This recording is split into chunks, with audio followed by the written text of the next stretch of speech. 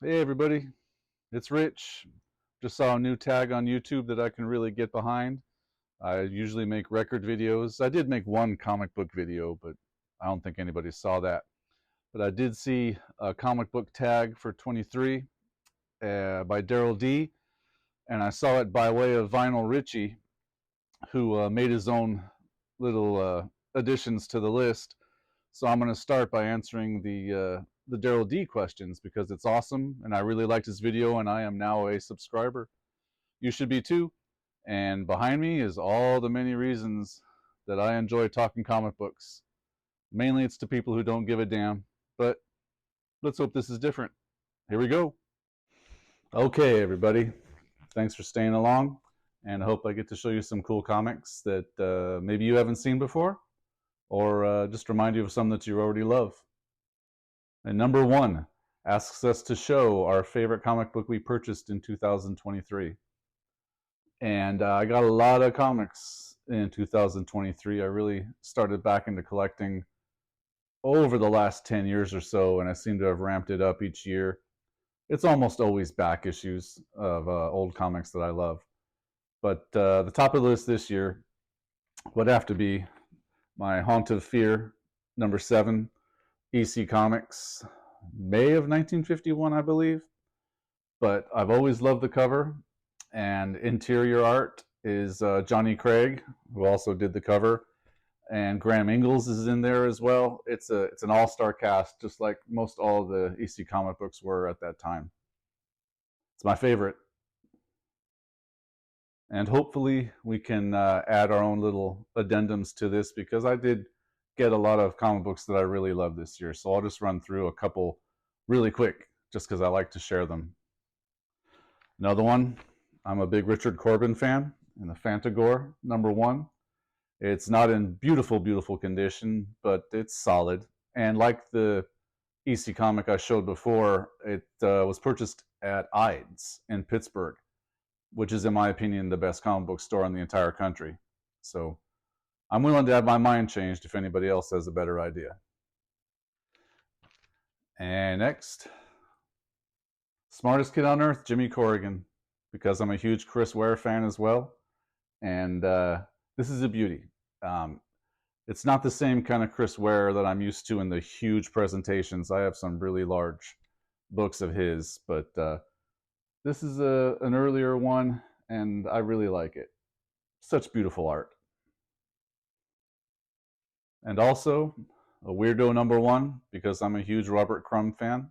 This isn't a first printing, so I mean, nobody get too excited or anything, but it's an early printing. I believe it's a second, and it's still Robert Crumb, and it's still awesome. And the last of these addendums to my favorite comics purchased in 2023. Among all these other things, I'm a huge Jim Woodring fan, and this book has been one I've been looking for a long time. I still haven't found it in what I would consider peak condition. This one is serviceable, but I don't think this will be a reader if I ever get a copy that I want to grade. But I am a huge fan of Jim Woodring, and if you are a fan at all, or if you haven't heard of him, there is a documentary on Netflix, I believe, about him and his art, and it is otherworldly how skilled this dude is, and I'm glad he uses those skills for comic books. Number 2 asks us to show the last book that we bought in 2023.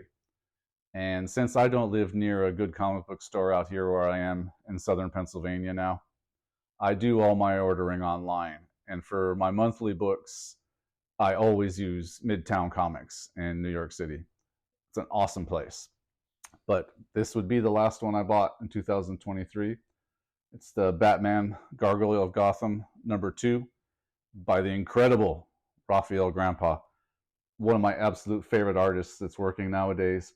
I've bought multiple editions of each of these because I'm a sucker, but there are Frank Miller covers. There are really, really good variants. So it's awesome to have, and it's a good series. It might be the only monthly book that I really keep up on now.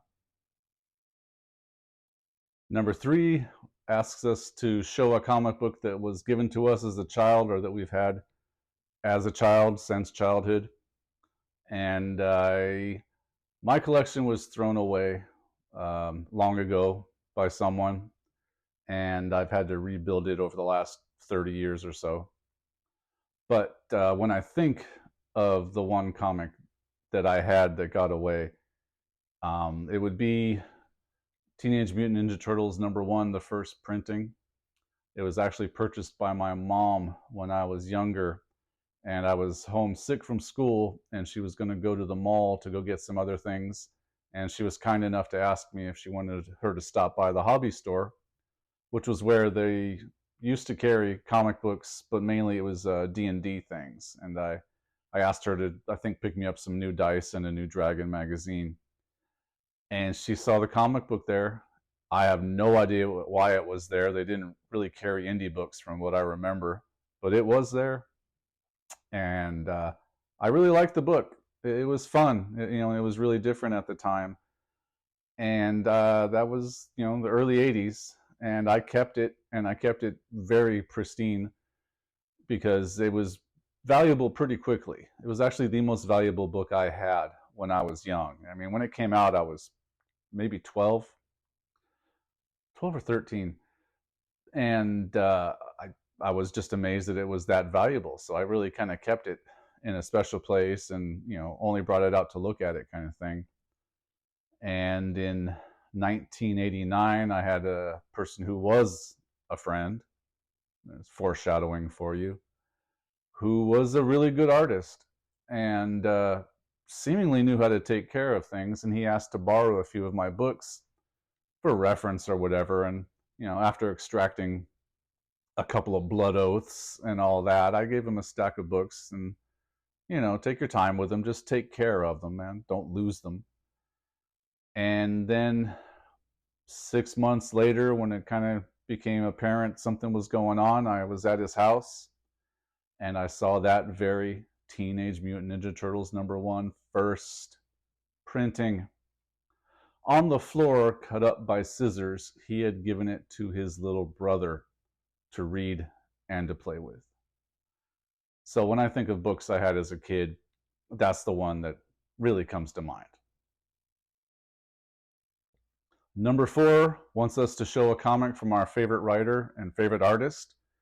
I mean, if you're a Frank Miller fan, that can all be in one, but I wanted to separate it out and show a couple of books if I could. And I'm going to start with my favorite writers. And this is one I actually bought a long time ago, but Alan Moore, Swamp Thing #21, The Anatomy Lesson. The best retelling and revamped origin story in the history of comic books. Alan Moore is a genius. And next, Sandman #18, my favorite Sandman story, written by the very skilled Neil Gaiman. A gem of a comic book. I love this book. And now for favorite artists, I got a couple here. I'm sorry, I can't pick just one. I love comic books way too much. But first up, I had mentioned him before, Jim Woodring. This is Frank #1. The most surreal and beautiful art in comic books. And another favorite artist on a book that I got graded this year. I'm going to show two books of favorite artists that I actually got graded this year. And the first, one of my all-time favorites, the great Walt Kelly on Pogo. This got a way lower grade than I would have been satisfied with, but Walt Kelly was just a wizard. And lastly, for favorite artists, the immortal Bernie Wrightson, Swamp Thing #9. Iconic cover, as so many of his other Swamp Things were, iconic. Brilliant artist. He is very sadly missed. #5 would have us show a mini comic or a zine from our collection. I picked a couple. I really don't have a whole lot of zines anymore. I mean, that was in the 90s. I had a bunch of them laying around, but I think that they got lost in moves over the years. So I just picked a couple that I have ordered recently. And this one is Endless. Whoa, shit. And a thank you card. This was Endless from Eric DeSantis. I think I found this on Etsy, just looking for people who created comics. And it's really well done. I mean, he's doing the damn thing. I mean, that's all that matters is if you got the love do it and make sure it gets out there. And there's nothing more punk rock than that. And as I continue with the zines and mini comics, I'd like to introduce the bootleg. Bootleg Spider-Man. This is the repress from Matty Keene. Incredible books. If you watch Cartoonist Kayfabe channel at all on YouTube, you're probably familiar with this book and his work. It's incredible, incredible stuff. And as for zines, really the only zines that I've bought in the last year or two have been from the great Jim Rugg, who is also on the Cartoonist Kayfabe channel that I mentioned. And one of the ones he put out last year is called the 1986 zine, and it covers what is quite obviously the greatest year of comics. Everything is in here from Dark Knight to Watchmen. It's a really, really good thing. And if they're still available, I would suggest you get it if you lived at that time. There's a lot of nostalgia in here, and it's lovingly created. And number 6 asks us, if we had only one decade from which we could pick comic books to read, which decade would it be? And I am a man of a certain age, and I've seen other videos of guys around my age who have the same answer. I think we're all kind of stuck in that belief that the 1980s produced the best comic books. And I brought a few examples here just to prove the point. 1980s, Alan Moore's work on Miracle Man, brilliance. Alan Moore's work on Watchmen, even higher brilliance. And the Wolverine limited series, Frank Miller, 1980s. Again with Frank Miller, DC this time, Ronin, good stuff. 1980s also gave us the best work on Thor that we had ever seen at that time, the great Walt Simonson.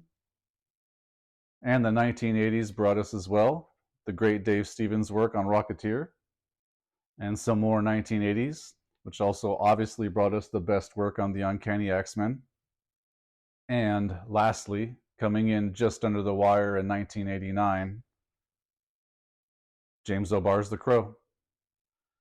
And the 1980s also brought us pretty regular Bill Sienkiewicz comic book covers, which blew my mind. Absolutely such different art at the time. It was actually fine art brought to comics, and I still marvel to this day. Just brilliant stuff. And okay, I'll stop. I got a bigger stack of books, but I can see I'm just going to go off on a fucking tangent with this one. Lastly, in the 80s, Katsuhiro Otomo, Akira, a brilliant book. And also from the 80s, one of my favorite books of the decade, and maybe of all time, Cerebus from Dave Sim. I mean, at least for 200 issues, I believe this was the best comic book ever created. And number 7 wants us to show our favorite limited series. And I could not find my Punisher limited series, the one with the great Mike Zeck covers. I mean, a lot of my stuff is still really unsorted, but I did find 2 series that I loved, so I'll show those. First one, the Transformers limited series. Another great Bill Sienkiewicz cover, great book. And also from Art Adams, Long Shot. This was also a revelation. That was some very different art for the time. This is really good stuff. Number 8 says that we should show a comic from our collection that we thought that we would never own. And this is one that I bought this year at the Baltimore City Comic Con, which is great if you ever get a chance to go. It's very comic centered. It's a lot of fun. But this isn't an impossible book to find. But to find it in really great condition for a price that isn't ridiculous is a great thing. And I just happened to find it this year there. And I got it graded, and 9.2 is eminently acceptable. I will take that. I love this book, and I love the character, and Stan Sakai is an incredible artist. And we're on to number 9. And that asks us to show an autographed comic book from our collection. I'm not a big collector of autographs, really. It's not something I'm really into. But When the opportunity presents itself, I will find one, or in the second case here, get one in person. This one right here is Sandman number 50, signed at the top in silver. It's kind of impossible to see on the camera, I'm sure, but Neil Gaiman signed this one. It's a limited edition. I think I don't know who the fuck did it, but they made 5,000 of them, so it's not like it's impossible to get. But I'm still glad to have it. I've had it for a very long time. And next, James O'Barr signed this book for me in 1994 in Ontario, California, at a comic book convention. It's an incredibly nice dude. Was selling original Crow artwork right at the table. Some of the best pages were still available, and you could get some for $100. $100. I mean, those have got to be 5-6 figure pages by this point, right? Whew, man, but I was broke as fuck.